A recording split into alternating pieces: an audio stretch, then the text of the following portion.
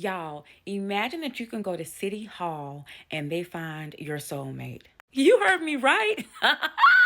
That's what's happening in Japan right now. This says Rendezvous Support Center. Oh my gosh, I'm so excited to tell you about it. I'm also going to tell you about an app also in Japan that can let you fall in love with a bot. It's a dating app strictly for a bot. Now, if time runs out, go to my YouTube, The Carolina Diamond, like, comment, and subscribe. It'll be under the playlist Dating, and you can just simply click the link in the bio of whatever social media site you're on. Meet the Adachis, Eureka and Rai. Now, this is what happened. She went to City Hall, filled the application out, paid $100. $100 takes care of 2 years of them looking for your mate. She has to produce her tax records to show them what her income is, and she had to go to another city office to prove that she is single. By the way, you guys, this is Japan, so there is no same sex matching.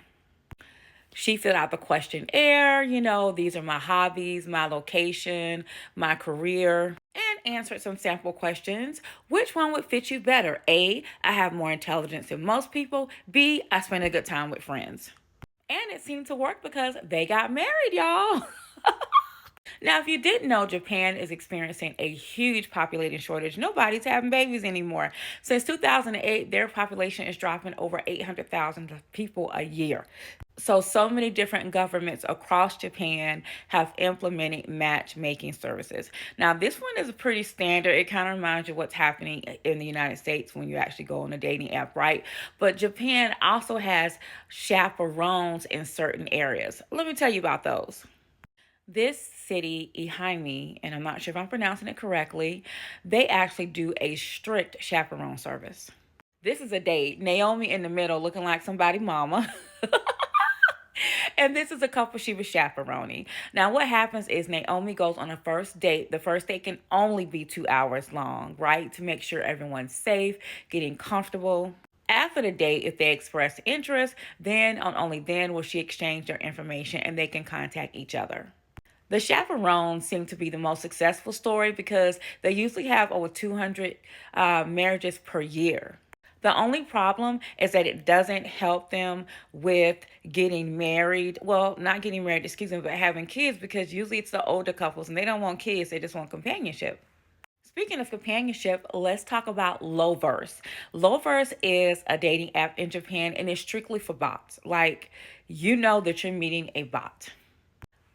The first information that I just gave you is from an article in the Wall Street Journal. This is information from the Japanese, excuse me, tongue twister, the Japan Times.